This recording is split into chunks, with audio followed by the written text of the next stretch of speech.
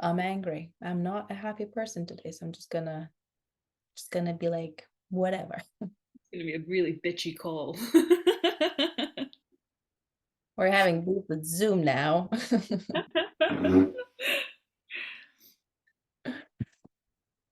So I started this group on Facebook called Let's Talk About Cults.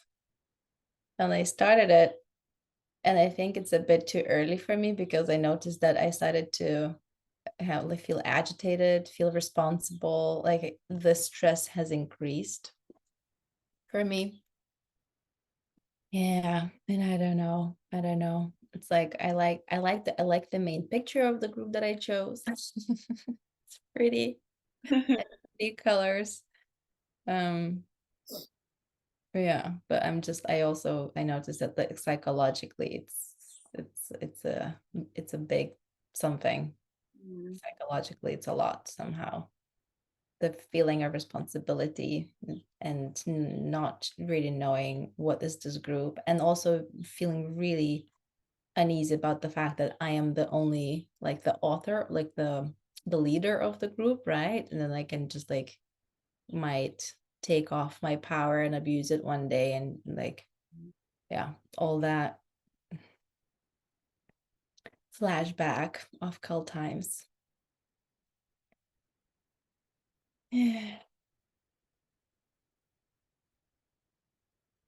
Life is stressful after cults.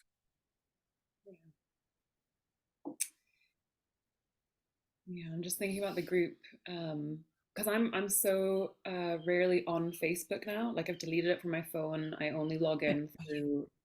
It's helped. It's really helped with like with not getting advertised or sucked into drama. Mm. But yeah, but one thing I really liked about your description in the group was like, I'm having a ball on these New Zealand pages. So what was the ball in the other like what's in the other cult pages that you want to like bring to this one? Oh, it's just like so. There's already 1,000 members, and those members are cult survivors or people who are still in the cultivars, not sure, and they're journalists. What I was invited by Anke Richter, who's the investigative journalist for cults. Um, and people are sharing their own groups and whatever is happening in New Zealand, the media coverage. It's not really it's not a support group, but it just, I don't know, it just feels nice. It's interesting to see that people experience the same things on the other side of the world, that the pattern is all the same and the people's experiences are very similar.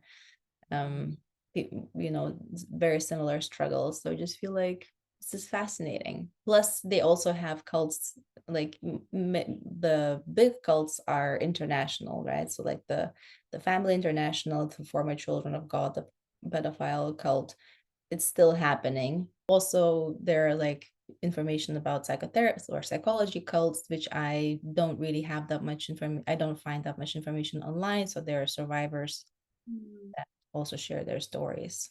It's very fascinating.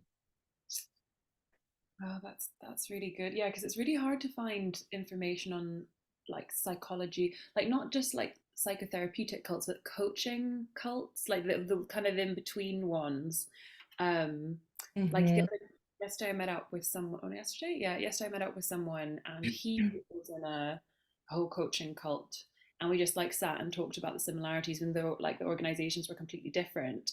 He Mm-hmm. like brought up all the like I'm more just like left it for him to like vent about all the stuff that's happened to him, and I was just like I relate to every single part of your story here, like even on this it was on this particular Facebook group that you've got like the main coach guy at the top, and then like everyone that comes in starts like their language starts to change, the way they write their comments, the way they make their videos is like recreating the guy at the top essentially. Mm-hmm. And yeah, had like lost tens of thousands going into the like chasm of more trainings and more trainings that don't mean anything, like the qualifications don't stand for anything. And like we had the whole conversation around, bless him, he was going down the route of like, oh, but I learned so much because we can't help but have that cognitive bias to justify our behaviors. So I know that feeling of like this can't have been a waste of time or a waste of education. I surely can put this into something that's useful. But like really, like it's just fucking rubbish. Like you could dress up. What does Callum say? Like put a lipstick on a pig. Like you could make something. Like you just gotta be like really good at self-denial to really justify to yourself that it was a good quality course where you learned something tangible, because like most of it is just fucking waffle. Yeah.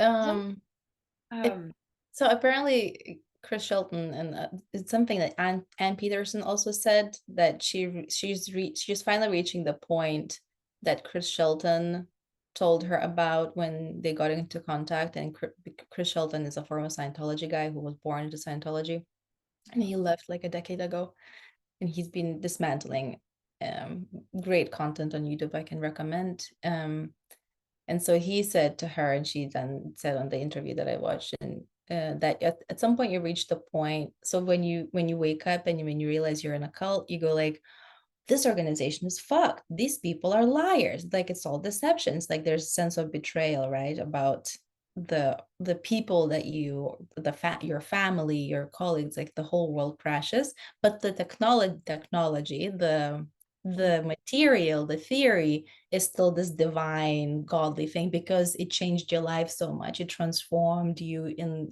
there's like so much benefit that happened when you apply those tools. So you don't question it, because the problem is the organization or the people within or the attitudes or whatever. And at some point you reach that of like, was this all bullshit moment? yeah. So Anne Peterson, eventually she said, I'm reaching that, where at this point I'm at the point of thinking, it was this all bullshit.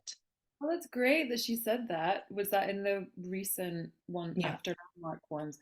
Okay, because that's not the impression I got from the recent Seek Safely calls with her. Like like it's so interesting. Like everyone on this call, most of them are ex landmark, like in America. Like I'm really the only one from Scotland that's not in America. Um, and it is like most of the language is around, oh, but these tools are so amazing, but no one can say what the tools are.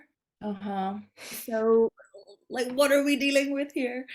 I found the note actually that I made on my computer that I thought of earlier. And it was like radical honesty teaching people how to be honest is like comedians telling people to come to their gig and saying they'll teach them how to laugh.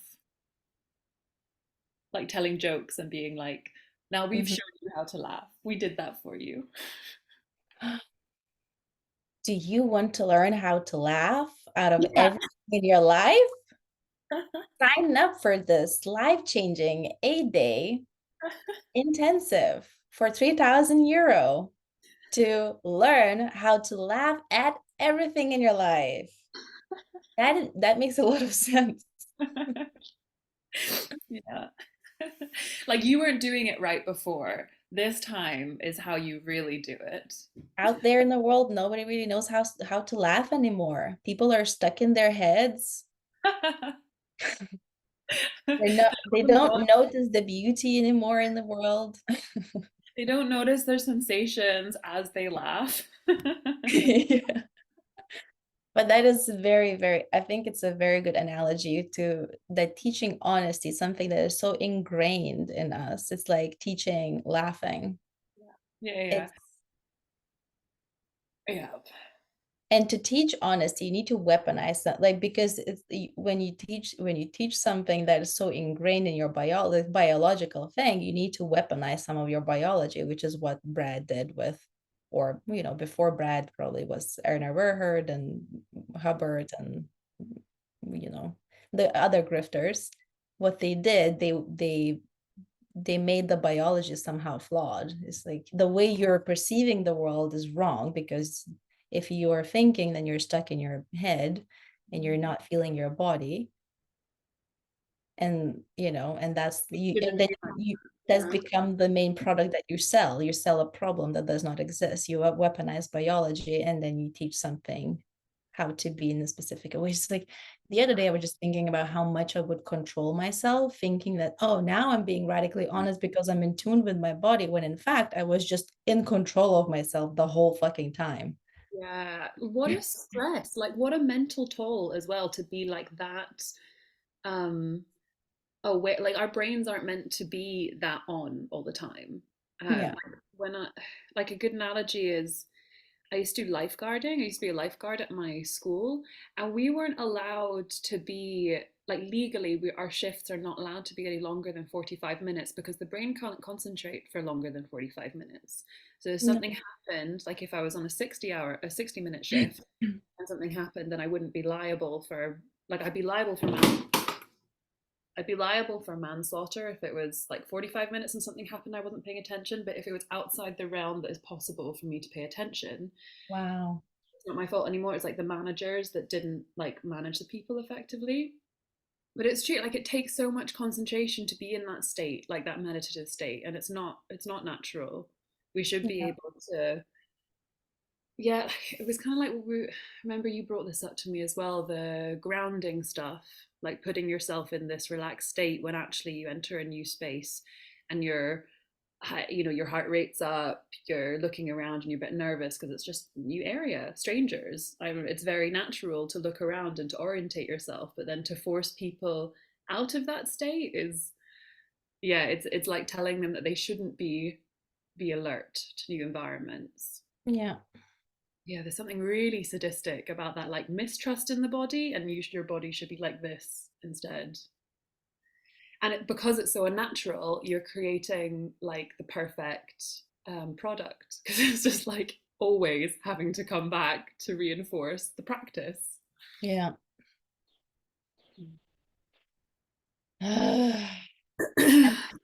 This morning I was thinking what I want to talk about on the call.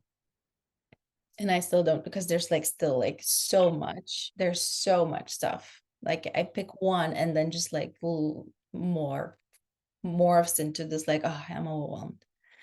But one of the things I think that I mentioned also in previous calls about the number of panic attacks that I started to have since I decided to become a trainer. Like since around 2019, I started to have more panic attacks, and I thought like, and that was new, and I was like, oh my God, because I'm feeling my sensations, and I survived these panic attacks because due to radical honesty, I survived them because I was stayed with my sensations, and I was like connected to my body. I was embodied, and it's like I'm fine and I'm good now. And I kept, having like once or three or four panic attacks a year, sometimes in workshops, sometimes with my radical co-trainers, sometimes alone at home while just like working on the events, because all I was doing was radical honesty at the time. It was just like I had to do radical honesty at the time, the only thing, right? That was the condition. I had to stop doing whatever I was doing before to become a trainer, and I had to like, fall in love with Brad. That was the condition. I had to like get over my whatever I have towards Brad. I have to love Brad just like other trainers love Brad. That was the condition back in the day. um Fucking red. Oh my god, yeah. I'm just trying to imagine. And sorry to interrupt your story. go, Just you trying to go. imagine any other organization being like, for you to do your role, you have to love the boss. Like, what the fuck? You go. Be fair enough, don't disrespect them and be courteous and all that kind of like workplace etiquette. But like to love them and not be mad at them, that's like completely going into somebody else's state of, yeah, like, oh yeah, because you're not allowed to pretend, of course, that's the trap there. You can't Yeah. just pretend to like someone, which is what most workplaces ask you to do. Just fucking Yeah. pretend. Yeah. Or just like distract yourself, like pay attention to something else, like do your job Yep. rather than focus on your relationship with your boss. Right. Just be like, can you leave the drama at home and just come and do your work? Yeah. Yeah. Yeah, and Brad was mean to me, like from the very beginning. I don't know. Brad was just like, probably he was pissed off that I was so like dissociated and just like funny. It's like he was probably frustrated about my defense mechanisms that were naturally there because he was a fucking old intimidating fart who would be like, it's like, I think you're pretty. And something like, do you know that you're pretty? Do you ever think that you're pretty? But it's like it's not like a nice, kind, consider like they're like the social skills are zero with that man. or I don't know, it's just like there's like a number of things that he said that I remember at my certification call in 2020. Brad gave me feedback. So there was a voting and people voted about whether I should be a trainer or not. Brad was also voting and they voted yes.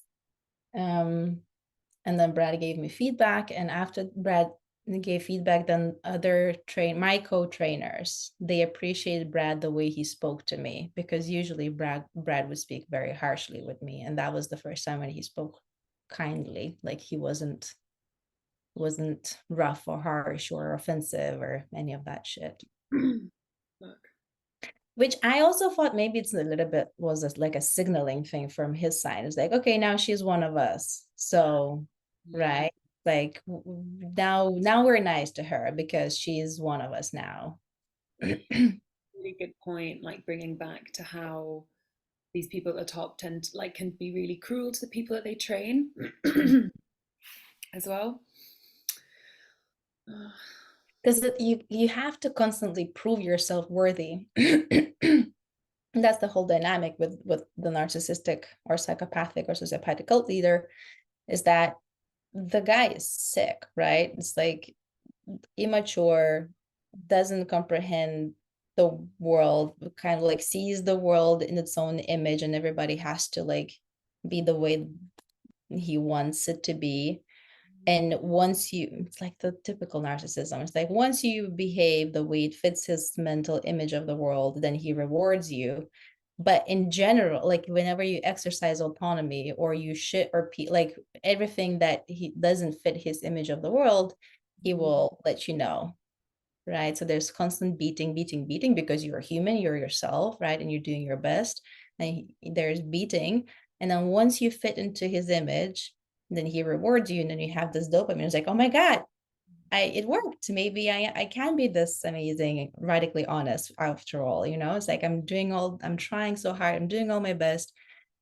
I'm like, I'm doing everything right. And he's like, well, you trying to do everything right is the fucking problem. And I say, okay, I'm just gonna undo everything that I was doing. So Yeah. it's always this like, there's like there's nothing that you can do right at the end of the day because the guy is sick, right? But at the time when you're in a cult, it's like, oh, it's not about Brad, it's about radical honesty. He made it that it's about being, there's my way of being that's the problem, right? As if there is such a state of being radically honest out there in the world, when in fact it's just his own mental delusion. Yeah, I mean, I sent this to you the other day, but it was like I was looking at their mission statement. And it was just so interesting seeing that. I mean, the whole mission statement is this fucking terrible whole, like, your mission statement should be a sentence. Like, it should be super, super clear about how you serve your customer.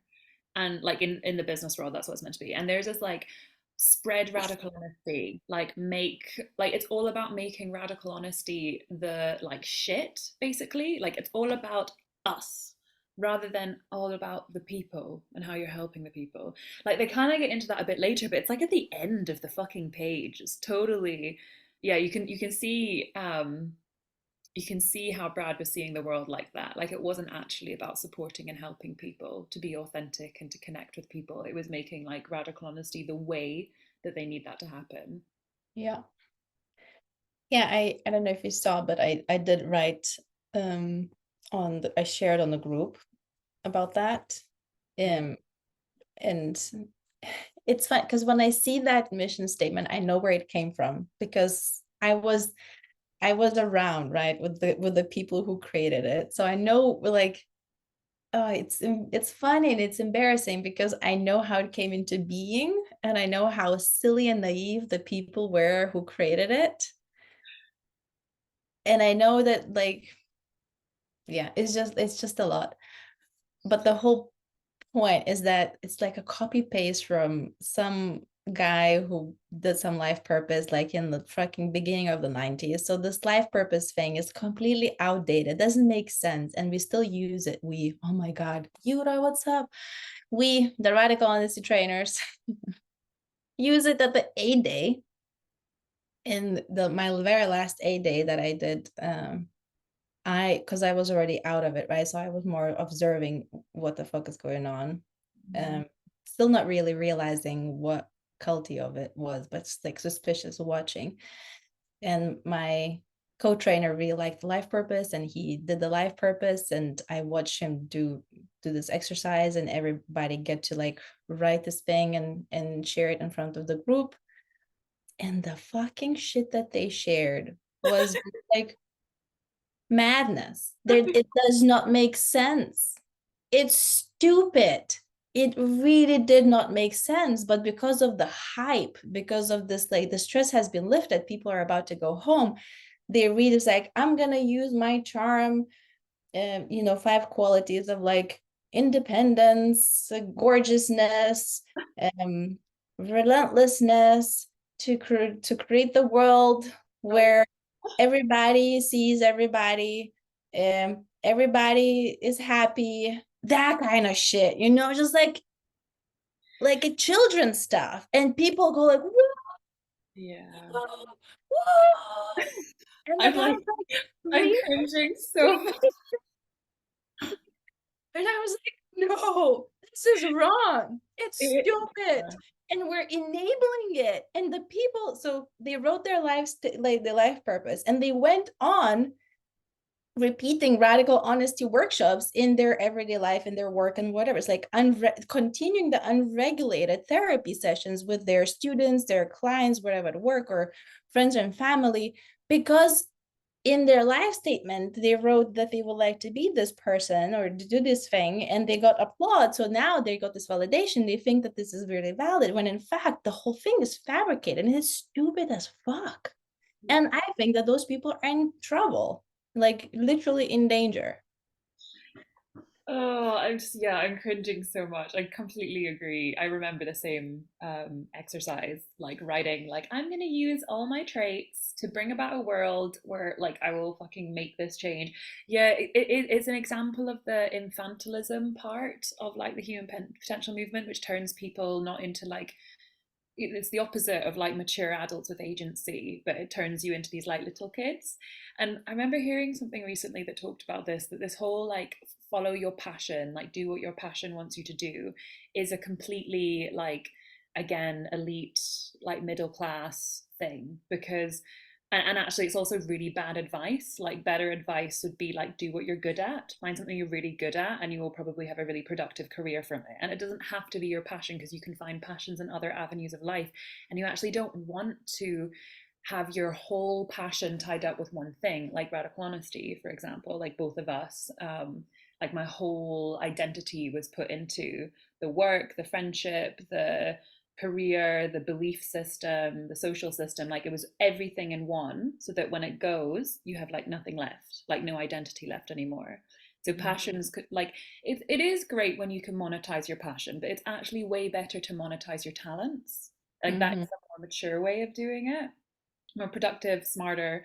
And it is this total like, I kind of call it like a trust fund belief. Like it's when you have, you've got loads of money behind you, mummy and daddy have property, like your partner works in oil, like it's totally the like, I'm just gonna follow my passion. I'm gonna use all my traits and bring about a world where blah blah blah blah blah. It's just, oh, Where the world is good for all the other rich and privileged people. yeah, yeah. I opened the Facebook page and just saw your post now. Yeah, it's really brilliant. In the comments, I basically sum it up. It's about spread awareness about the practice, make others practice the practice, become a model of the practice.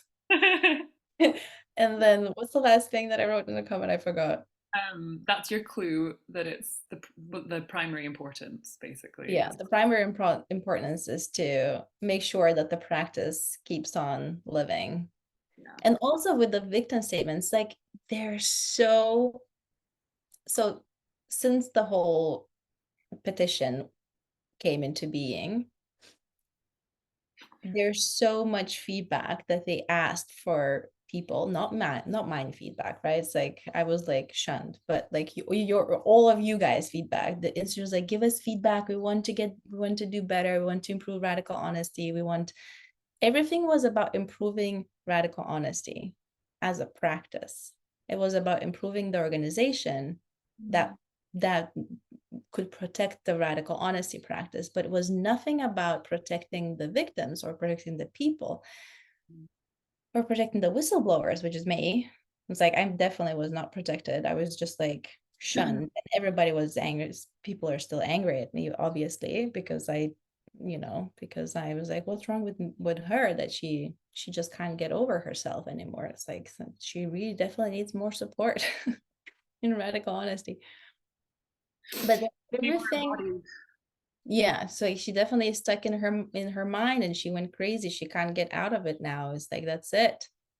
Um, um, but everything was just like the institute became like a, what's that animal that like a leech a little bit, like, guys, like we want to do better, so like give us and give us and give us and give us and give us and give us more. And now we have like people are leaving, so there's like some volunteering spots that you can take and just like keep us giving us, we want to do better. And it's like the same improvement stuff, and it's like give us, to improve this radical honesty idea has been there from the very beginning. That's something that Etain said. There has always been crisis after crisis after crisis. The CEO is just like 2 seconds and they're gone. Nobody knows why. And there's constant like needing to say radical honesty, constant from the very fucking beginning of time of radical honesty. So Brad using this mental delusion of his own image of radical honesty secured his pension. Brad Yeah. is living from trainers making money and from selling books, giving interview, like making his idea live on, keep working on improving this idea and improving this really shitty bad business that's not really even a business. It's like stuff from his living room that he started in his living room. It's also stolen from a bunch of other like what's the word? Yeah, yeah, sorry. Yeah. Not unrecognized, but like just not acknowledged as like psychology, other people as well, Yeah. philosophers. Yeah. Other people who's like, oh, I took acid and I had this trip and I really like what I thought, so I'm just gonna make it a thing. That kind of stuff. Um, from other grand delusions. So the whole thing that Brad created was the system that keeps taking, right? Because one of the agreements in the radical honesty is that you agree to take more than you give. And then you agree to practice radical honesty for the rest of your life. That's something that I had to agree. So you agree to be taking more than you give, and this is what Brad is doing. But those people who are joining radical honesty, they just like so desperate for acknowledgement and being seen and being like finding some sort of sense of purpose, that they made their purpose about constantly helping and saving radical honesty, because it's something that's constantly crashing by design. So the whole thing is just like exploitation of people. Yeah, and also like Brad is not technically legally liable anymore because he's sold the company, but he's Yep. still completely involved with the saying of the company. So that's like another super exploitative measure where like at the moment, for example, Radical Honesty is trying to collect all the terrible experiences that people have had from Brad's sexual abuse and verbal abuse, etc. And they're trying to put a case together. And someone reached out to me who is just like one of Brad's students, essentially, that's taking the case. Like, it's not actually anyone external who knows how to implement any of the consequences. It's just like some random person, but if someone in the institute that's embedded in the institute is like collecting these stories to write. Has no training, no experience, and no knowledge of how to treat difficult cases. Okay, continue. And he's doing all, yeah, exactly. He's doing all this work on like to clean up Brad's mess, and ultimately nothing will happen. Like maybe just a public acknowledgement letter. But even then, Brad could veto it because he's just still so involved with whatever happens. And So everyone in radical honesty, to save the face of radical honesty, are lying in one way or the other, right? It's like it's recorded. It's like there are receipts. They're lying. And it's so frustrating for me because I did not realize that they would hide the fact that Brad is still involved in decision making and the whole structure of radical honesty. I thought it's like it's common knowledge. Like everybody knows that Brad is very much involved, that we call Brad whenever something goes down in the workshops. And in the last year statement, which they made about, basically they just published whatever the petitioners wanted to hear. They wrote about the fact that Brad has retired and has no involvement in the company. And I was like, wait a fucking minute. And I was like, you need to correct it because obviously Brad is leading supervisions and influencing trainers and is making decisions and is like a very important person in the organization. So they just took out the sentence. That's it. Wow, isn't that a form of lying that they talk about? Withholding? I thought Yeah. that was like the main source of lying that was evil. That's the one that gives you cancer, radical trainers. And Brad, if you withhold, you get sick. That's what you told me. And that's what I keep telling to my clients for a fucking decade. Oh God. Oh fuck. Oh, it was so recently,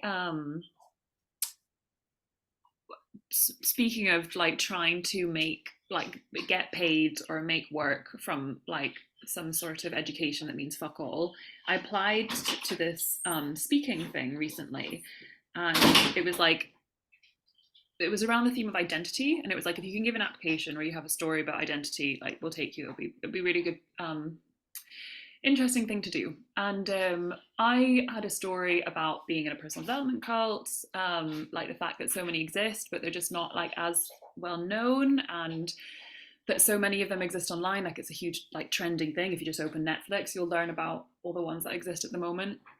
And my main thing about identity was that like how our whole identity can get absorbed with one community, and that's really dangerous. And it's really important to have like multiple sources of identity, like that basically learning about opinions and belief from like different people and people that contradict each other, and like just having that diversity is really important to have like resilience with your identity, something like that. What was my point? And it ended up that like the discussions that happened around this application was like we might not be able to accept you because this is too, like we can't be liable to you being associated with somewhere that could sue us. So it's like there's not enough evidence out there. Basically, there's not the story, like it's hard to make it like factually correct because it's all based on my personal anecdote or like just like sources on the internet.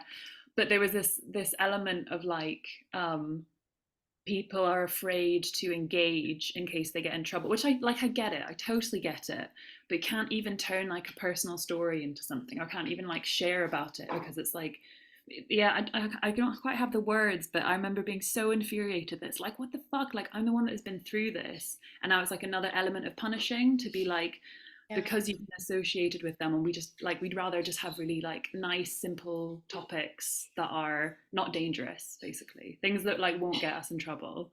But I so much wish that kind of attitude for the what is it, like a psychotherapy organism, like the what is the organisms in Europe and the US that are overlooking psychotherapists and therapists in general. The ACP, like the British Associate Chartered Therapy things, yeah.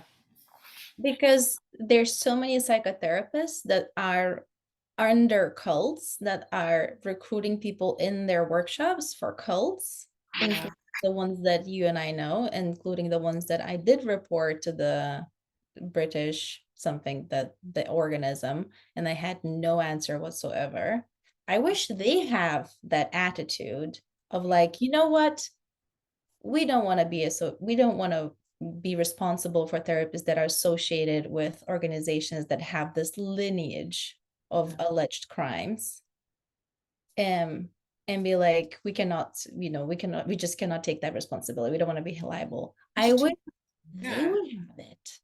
yeah, I agree.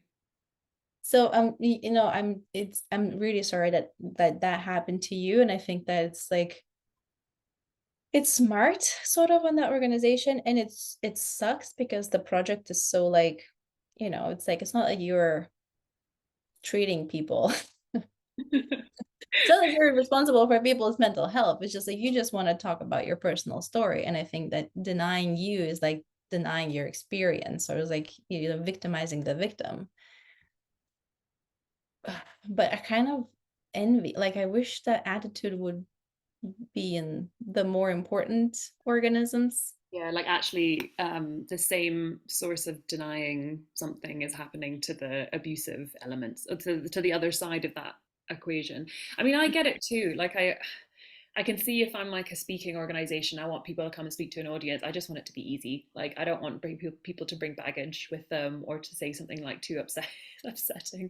Um, so yeah, I mean, I totally get it, but there was an element of me being like, I don't even know how to change this topic to make it more audience friendly or like more, yay, like turn it into something that's like happy and exciting for everyone. So maybe it wasn't meant to be, but I just thought that was such a um and I think in general this happens with a lot of cultish communities where only the ones that are like extremely established as cults get the media attention that like really share about them. So like Nexium, for example, like yeah, and unless they've been like super established as cults, it's just vague for people. Yeah. Yeah.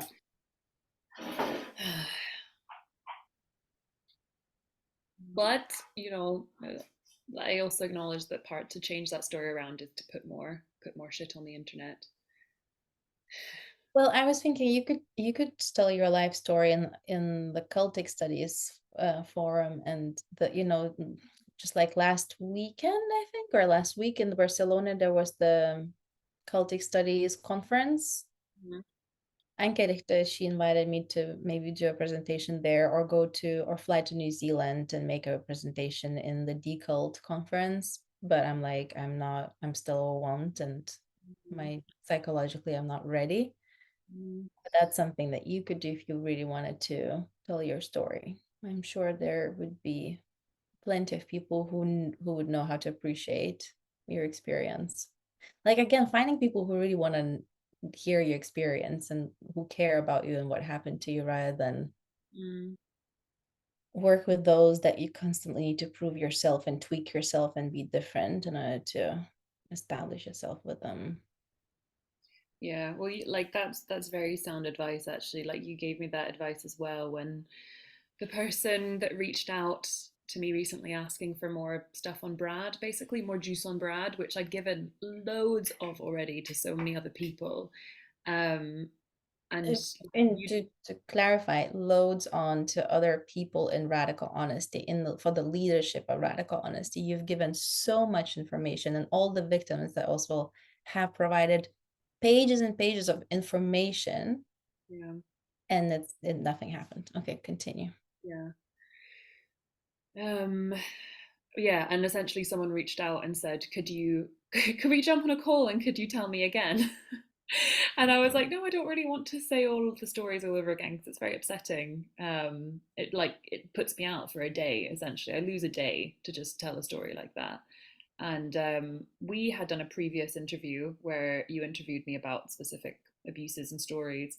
And I've got a recording of it, and I pondered whether to just send the recording, but then I was torn with the concept of like data breaching. Like I don't actually want a file to exist somewhere else, which I then don't have control over. It can be like replicated, it can be sent. Even the process of Especially with radical honesty. yeah, they have zero data protection shit. Like they don't know what they're talking about with GDPR and all that shit. Like they've got hundreds of videos of naked people on their phones and stuff. Anyway, from all the 8 days and then the recordings of naked people. I still can't believe that was a recorded thing. I find that such an unnecessary part of like people getting in. Oh, right, okay, I'm taking a tangent. I'll finish the first story. I can bitch Mhm. about the naked work. Yeah, and essentially like just having to go through that little muddle again of like, oh my god, do I really want to retell the story again? Will this story be helpful to like prevent further abuses in the future? What are actually like how can it actually bring about consequences? Or then going, do I actually want to send something that's really delicate data that I then don't have control over? What happens to it? And your advice is really good of like actually using those stories for people that care rather than for people that are just trying to protect the image of the organization, because that's essentially where it would go to. It would be like, now we know all the bad thing that's happened, we can protect ourselves because there's no unexpected stories coming in that we'll be unprepared for. We'll have all our statements ready, like crisis management, essentially. Yeah, smart advice. Mm. Yeah, just thinking the same person who reached out to you, he sold this idea of what he wants to do, what he would like to happen so well. Like I listened to the message that he sent and I was like, I can, poor guy, like I empathized with him. Like he really got me there. I was like, oh, he's trying to create this great thing. And I was like, just for like, yeah, maybe it's it's, let's help him because he's doing so much work. He's trying to make the better world. Just for a second for me to remember, oh wait, he's still in the cult. We helped him for the whole year. We helped him. We gave so much because of the way he tries to save the organization and the practice of radical honesty. We've spent so much time helping him to do that, Mm. and nothing fucking worked. On the inside, it's still a bunch of fucking incels teaching trainer candidates whatever the fuck, and the accountability processes are stupid, they're dysfunctional, there's still anonymity breaches that, it's like you use like a report, make an anonymous report, and then the person that you report knows that you're the one who reported it. So there's no safety for anybody in the organization, and especially not for those who are telling the truth, and not especially not those that are victims. So just for me to remember that cult members are great, wonderful people that have been misguided and misdirected, and they're pouring all their life force into saving this bullshit, and they're using, the emotional manipulation, like emotional stuff is like, I'm doing my best and this is going to be a great thing, and it's like we're going to save people, that stuff, to keep getting support, keep like taking in, just taking in, but there's nothing that comes out to the actual people who have been helping. I'm just also thinking that the same guy sent out to Hannah this so Hannah, she asked for compensation for the therapy that she had. She couldn't work for half a year, and it's like it was a huge trauma that was inflicted. And what they did, they sent a release of all liability. So if they compensate her therapy session, she needs to agree that she will never talk about anything related to radical honesty, radical honesty trainers, ever. That was the condition. And so, but they presented it as if like, oh, just like check this out. This, like, here's your compensation document. And the document was actually release of liability, all liability, right? So they presented as a compensation something that was completely different, something that you legally have to be 100% sure that you understand the conditions before you sign it. Yeah. And when I asked him about it, I was like, hey, what was that about? Because that was deceptive and that was a shitty move. It's like you present yourself like, yes, of course, we're gonna, we are very responsible and we're gonna take care of the people and blah, blah, blah. But in fact, all you're doing is making sure that nobody gets to talk about you anymore in the future. And he's like, well, we just wanted to be sure. He said that we just wanted to be sure that Hannah doesn't sue us sometime in the future, even after we have paid her. So that's the same guy Yeah. who gathered all the information to better the institute, better the practice, to change the institute for so that, protect the people eventually. This is what I was working on, to protect the people. And he's still brainwashed Mm. to protect the institute, that nobody gets to sue the institute. for the things that institute has done or didn't do, like including negligence and things. So I do not actually, my cult recovery therapist said, don't trust anybody who's in a cult. Yeah, solid advice. I just saw Nike's mission statement, by the way. Nice. Yeah. Or just like an example of another one that's like super Okay. established. And it's like, if you have a body, you're an athlete. Nike's mission is to bring inspiration and innovation to every athlete. Very clear to the customer. Yeah. The fucking mission. But that's a really good one. Because I did not notice that before. When I look at the life purpose statement of the Radical Institute, I just see the people that I know who share that. It's like snippets from their own life purpose statements. Yeah. I could just like see those individual people when in fact you pointed at the fact like, oh, wait, everything points at saving the practice. And I was Yeah. like, oh fuck. It's Yeah. like that is definitely a clue. It's like when you go on a mission statement of an organization, see what's important. What is that the highest importance? The people, the service, or the Yeah. practice, the product. It also doesn't separate the people from the organization. Like um, values, vision, and mission should be about the organization, not necessarily the people in it. Like the people just work as a job to help the organization sell its product to the customer, and the Mm-hmm. product is designed to like the product is designed very specifically to the specific customer that it helps. So if it like it's just so interesting when you have, and this is like rife in personal development, where you have all these people that think like they are the service. So the organization has this weird blend like of the people becoming the product and service when it's not actually meant to be like that. It should be like super clear that the people could all leave and they all come in um, and can still be able to do the same job as the person before them. But like with the Radical Honesty mission statement, like you said, like it's all made up of the individual people's talents and services. So it's this like weird blend. I mean, that's just super culty, essentially. Yeah, that's a good indicator as well. Oh, a red flag. And I used to think that that was like, really cool and radical and it like against the corporations and capitalism because I was like, how wonderful it is that we're like humanizing work.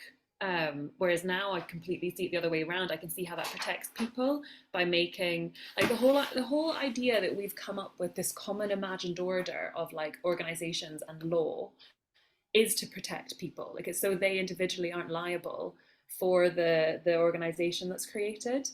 And if you bring the people into that, it does start to get a bit murky and dangerous. And I do find it way more refreshing now to take ideas that I have through like a kind of business template and to kind of like dehumanize it, get it a bit more black and white, be really clear about what it is, because that separates like my personal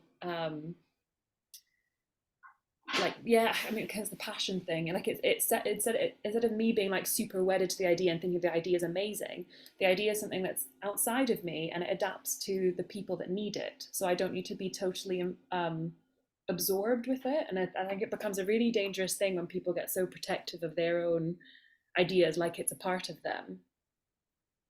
Yeah, incest at the workplace. That's the word that explained it to me.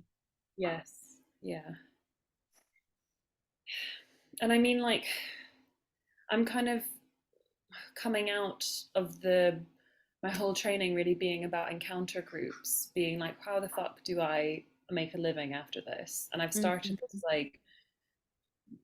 like weekly thing, like it's an 8-week course where people come every week. And right now it's just like a pilot. I'm just putting it out to people that I know that know me and have come to like previous meetups.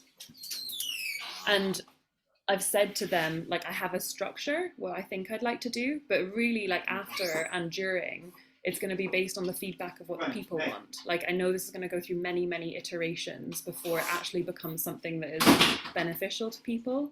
But, like, actually putting out the first one, I'm so, like, I totally relate to what you said about panic attacks. Like when I'm in group spaces, when I'm public speaking, I don't feel like this, but when I'm in group spaces, I'm shaking. Like my voice cracks, I get sweaty. Like, is this like, it's not nerves. It's kind of what you said, like revisiting what did you call it?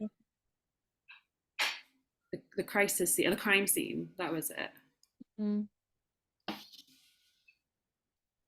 Yeah, I don't know what my point there is. I guess it's more just like this loss of what to do next when people get in these like personal development culty groups and um, all their education is based on encounter group style facilitation. They don't really know what that is or like what to do with it afterwards, and people do end up recreating more, trying to justify that it's not as dangerous, but essentially it is. Like if you use encounter style processing, yes, it's very very dangerous. About 10% of people will not benefit from it.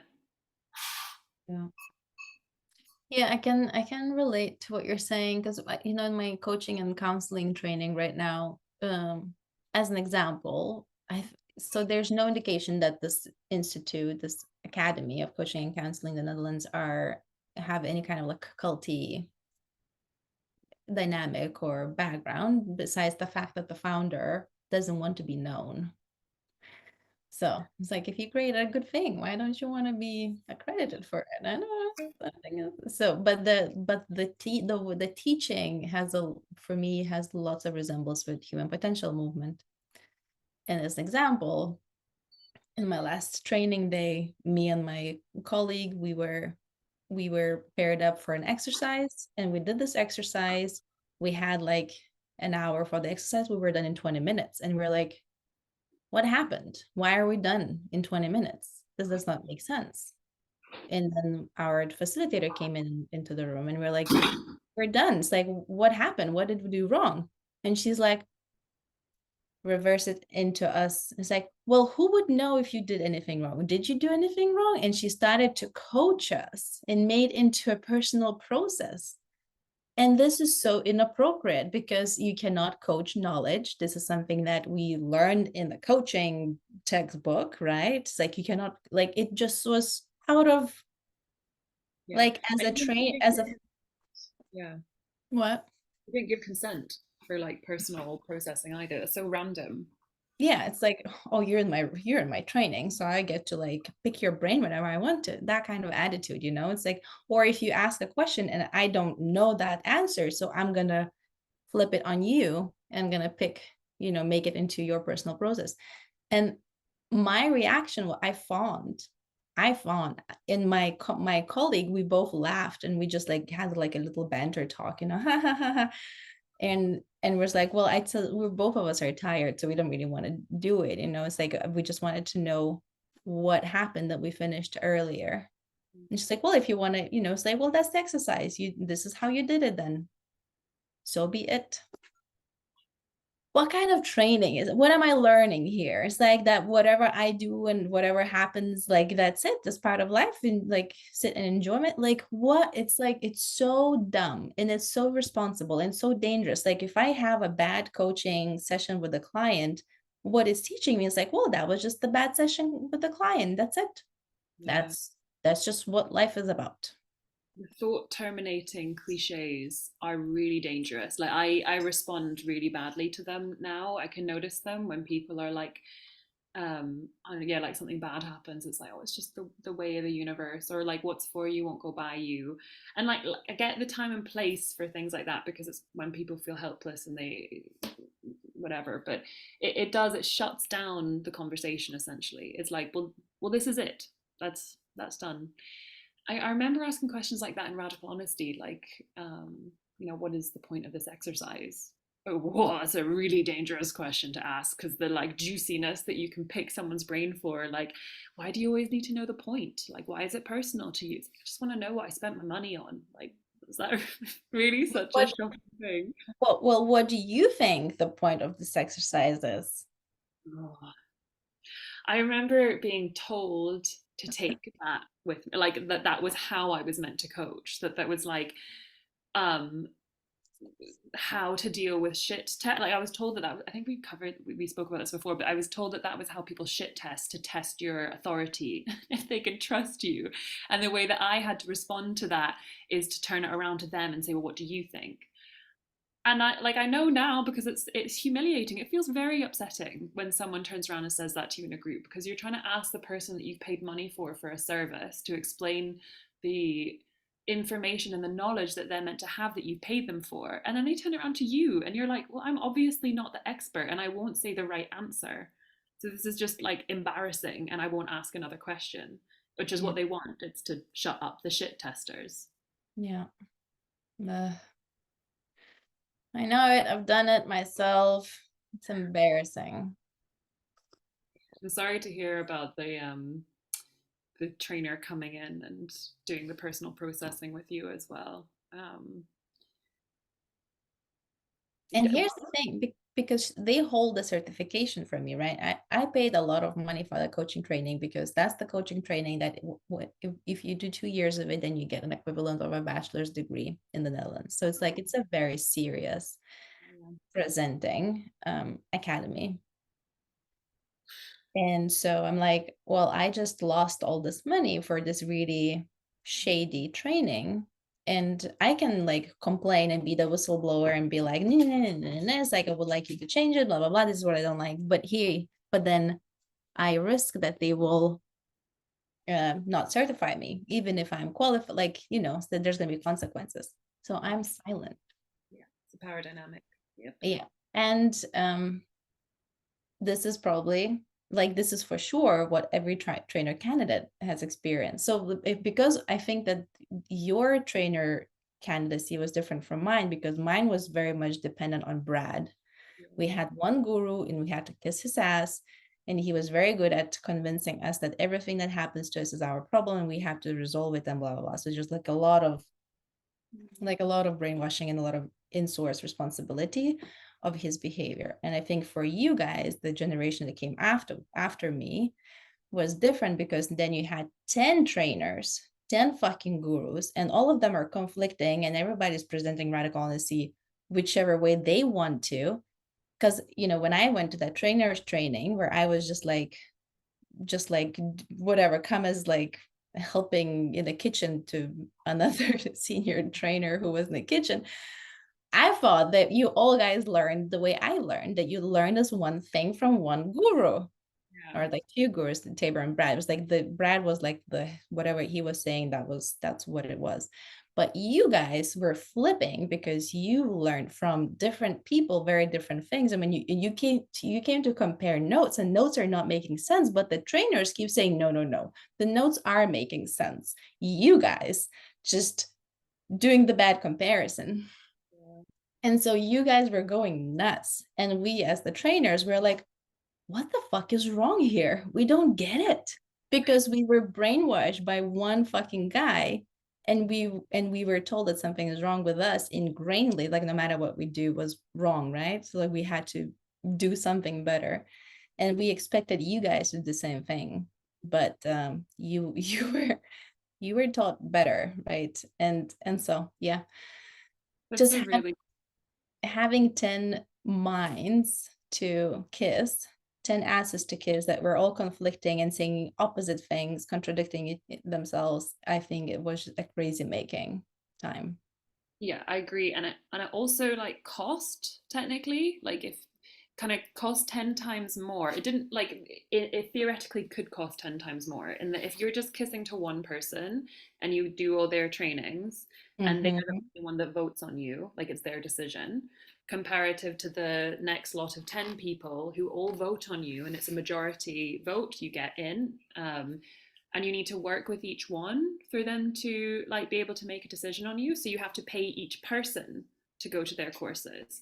So it's like this, and all of them like in compete with each other for whose workshop you go to. Like it's not even like equally addressed among the 10 people that they're like, we all agree this is how it happens. It's like, no, come to more of mine, come to my training program, or like we will work with you more because we know you. Oh, and we'll offer like extra therapeutic help. Like for example, I went to Tulia and Pete's workshops for fucking ages, and then would go and do like extra therapy with Pete, like somatic training therapy. And I had this memory the other day. I was driving home, and it was like I remembered being in a workshop with Tulia and Pete, and at the end of the workshop, Pete advertised his services as a somatic therapist.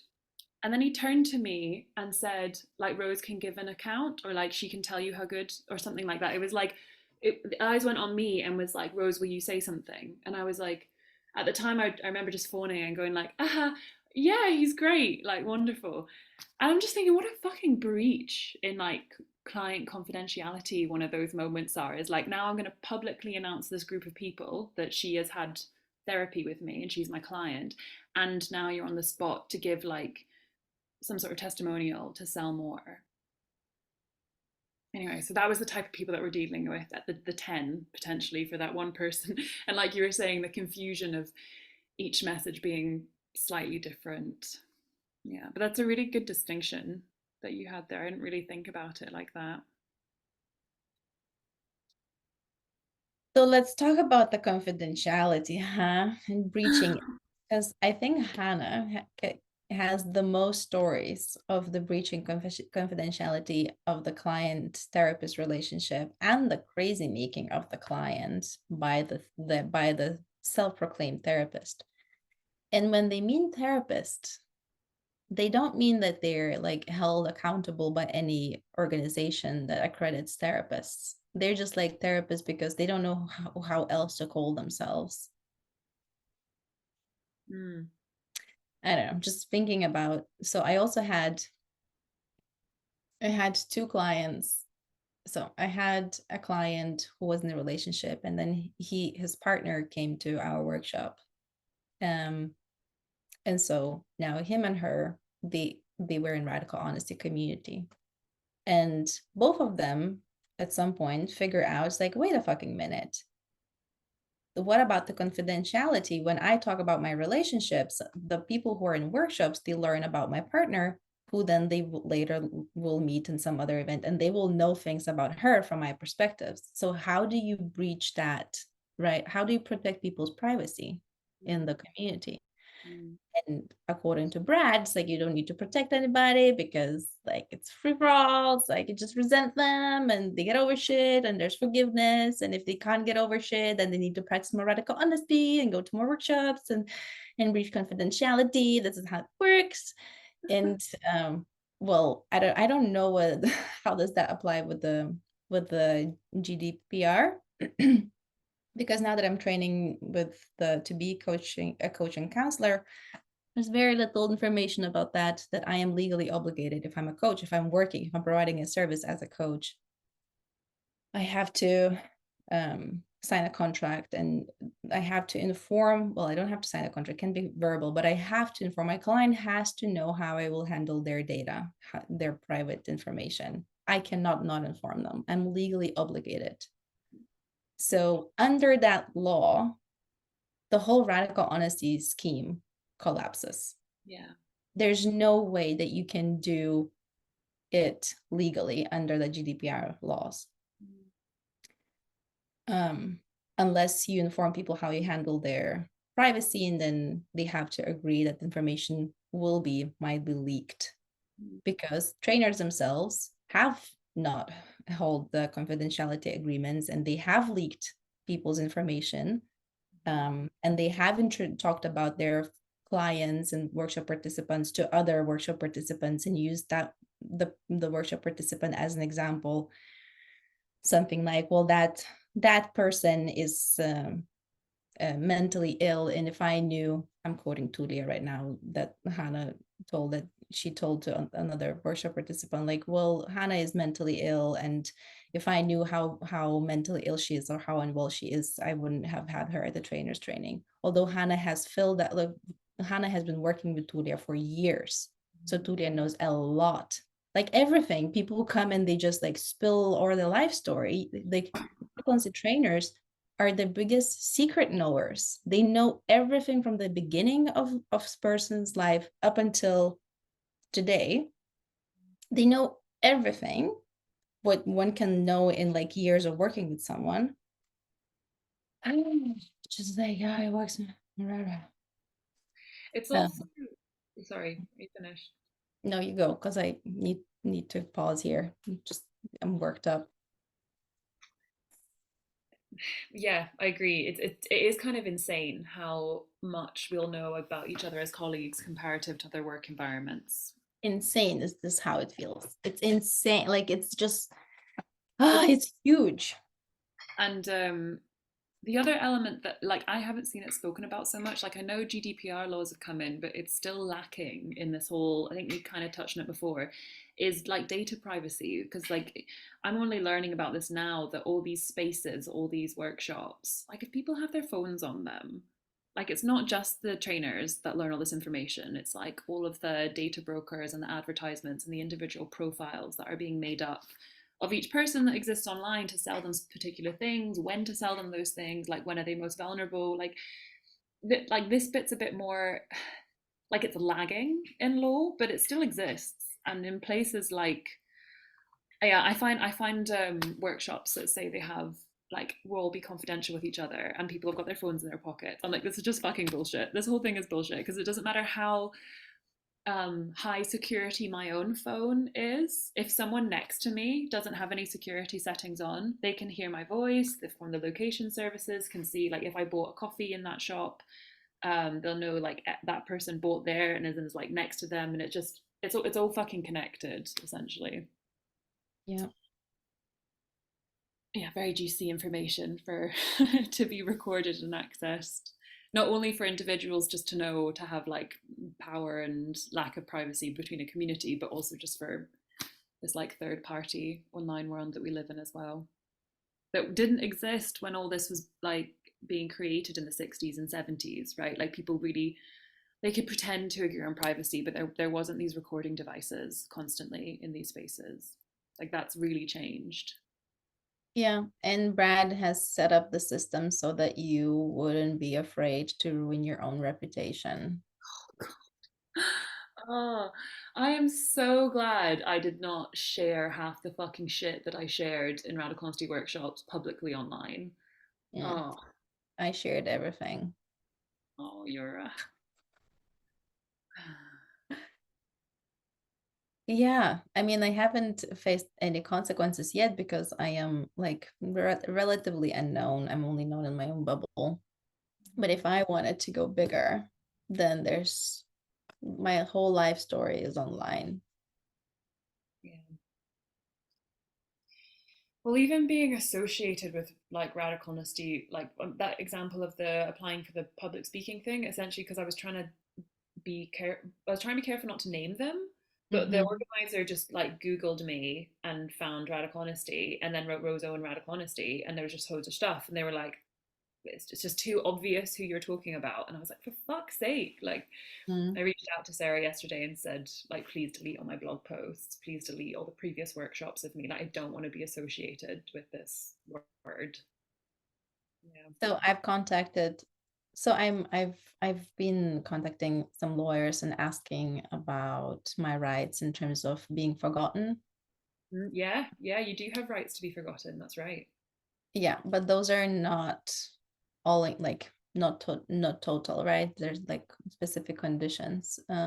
So he said it's probably gonna cost me a lot of money. What I could do though is contact Google, which I Mm. did, for Google to delist specific website URLs, specific like delist me from their search results, and I did, and they removed me from one that I really wanted to be removed from. I mean, they delisted me, right? It's like if somebody uses another search engine, they will find me, but I'm not at least on Google with that. Oh, well done. Can I ask what was it that you wanted? Well, maybe don't share what you wanted to delist. It's something that I wrote in 2017. I just shared the way I live my life and my mindset, which was completely brainwashed and stupid and naive. And so when I read it, it's like, oh, it's like a child is talking about how they play life, someone who is privileged and completely detached from the real world. So I was like, I don't know. It's like it's such a silly interview, such a silly article, and I'm not surprised because it's actually published by a very populist, not serious news outlet. Mhm. So, meh, we'll see. Yeah, I think like there was a time, albeit I don't quite agree with it, where like I think like radical honesty served some people in indulging in their freedom, but there is no translation to what that looks like online. Like there's no kind of acknowledgement that what goes online is there forever. Like people, like kids get taught this at school now, to be really careful about their social profiles. It will determine who will hire them. They're even worse, like, really scarily, when like the Nazis invaded, or I can't remember what country it was, but there was a country that were meant to register who was Jewish in that country, but they didn't do it because of lack of bureaucracy, which saved so many people there because they weren't registered. It's like stories like that can be recreated in our digital footprint if we have like political opinions online or like specific characteristics. Like the thing, I'm gonna go all freaky now, but like the 23andMe DNA thing that went viral, where like people can send their DNA in and it just shows like all your characteristics, your family tree, and all that stuff. People can pay about £100 and get that done. That's also a serious data and privacy breach, because like once you do that, that's all your children, that's your entire family, that's your like siblings' children. So like my sister did it, for example, and now all of Lily's data can be accessed online, all of her health data, all of her DNA data. That's not Wow. private anymore. Of course, I was fucking livid, but it's the same thing. Like these philosophical indulgent workshops, which like fine, whatever, people are playing, have very real life consequences when we come into like the 21st century, and it's just kind of like not acknowledged at all. Yeah, that's a very good point. I haven't started looking for like a real job yet, and I wonder what's that gonna be like when people start to look me up. It's part of what has like also the fear and the cognitive dissonance that come in when I actually start writing, and then like the lack of self-esteem and I get all shitty. But it's also the what's been a real challenge for me to actually put stuff online about my experience of radical honesty, because I apply to so many different tenders for work that it Yeah. shows, and it doesn't look good when someone is bad mouthing previous work experiences. Like just as a general rule, it doesn't look good. So even if Mm-hmm. I did want to put something out, and I mean for me personally, like it depends on the role and all that kind of stuff. But yeah, there's and I get in my head about it. Like people around me have said you'll be fine, just like do what's true for you and what's helpful for you, but it is something to consider about online shit. Absolutely. And those people that advise you and says like, yeah, it's like whatever, it's gonna be fine. They have no idea. They're not gonna live your life. They don't know. We don't know. Yeah, Yeah. and I guess it's trying to like get out of that mindset that is the radical honesty one, which is like just do whatever you want and there will be no consequences. It's like, well, no, I actually do want to consider the consequences a bit and be a bit mature with my decisions. That also includes though, like, when I do type in like radical honesty cult, for example, like all of your resources and that woman, like the kind of first whistleblower ages ago who made that YouTube video, she, what's her name again? I can't remember her name. Mm. K Um, K K K K K K K K. anyway, she went out. She did a stand up comedy gig where she talks about the experience of arriving at radical honesty workshop and just like how freaky and coercive it was, and she ended up leaving. Kelly, something like that. Yeah. So like, Moth. sorry. On Moth. She did on Yeah. So like the like kind of personal risk that it takes to put that shit out there is so huge, and like I do really admire and appreciate you for that. And Starly Kine. Starly, that was it. Starly Kine. But But it's a there's fucking ballsy and scary thing to do for people that have left cults for the rest, like to consider what do they do next, yeah. basically. But she's like a public person where she has a big following. Like she's quite established. American radio producer and writer. She'd be So great to talk to, actually, to get I on it. sent I did contact her. I sent her a message of appreciation because I also understand just like how risky and dangerous and it was at the time to share such a story, and the fact that she still kept it because it's like she could just like deleted it. Yeah, that's We true. would have never known. but Yeah. she kept it, and I think that's very important. So I sent her a thank you message and she didn't reply.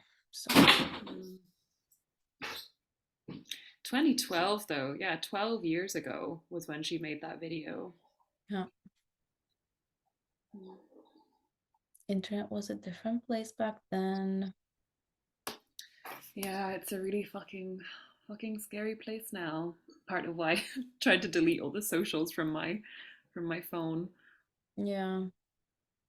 That also makes me think that, you know, I built everything on Utaglaw when in fact that's not, it's an alias.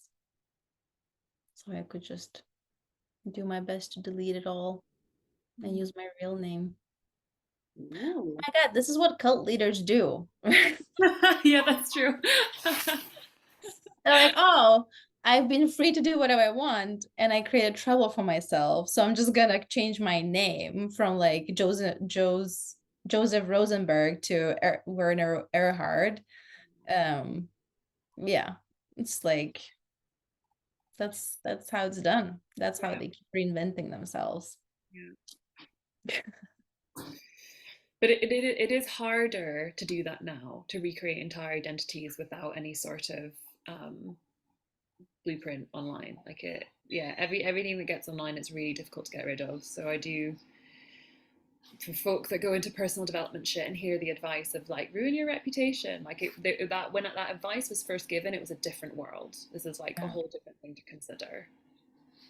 yeah.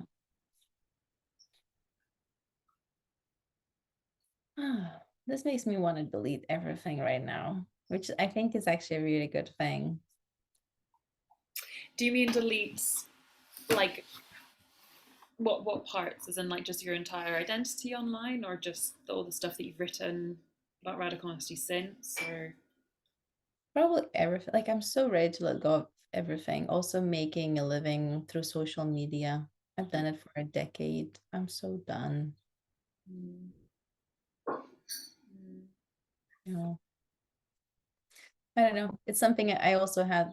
I'm entertaining that thought since like I don't know, since last year as well, that I really want to um go offline and delete everything and just like not give a fuck. And then there are other days where it's like, no, I need to inform other people because my inner activist is very active. And then on other days, the inner activist like tired of taking care of others and needing self-care more. yeah. You shared a really good post the other day about the like double-edged sword of empathy. I think that's exactly what you're pointing to, like the energy that it takes. Yeah. Yeah.